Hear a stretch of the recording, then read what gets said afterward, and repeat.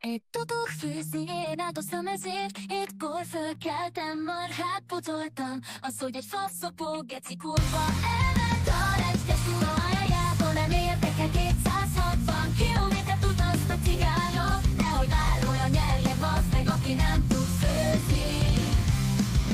Szórakoztomtok velem, hagyjatok meg, bazd meg, mi a fasz szavazzak. Ez egy főzőverseny, baszki, hát mit szavazzak? Mit szavazzak, bazd meg? Mit, hogy a pincét csinálja meg az étteremben? 7-kor pucoltam, a pönköltet faszobó. Baszki, gyere ide kis köcsög, gyere most mondd el, aki erősít, megáll előttem. 7-kor elkezdte pucolni a marha pönköltet, mi a faszomra szavazzak? Hát kinek van igaz a gyerekek?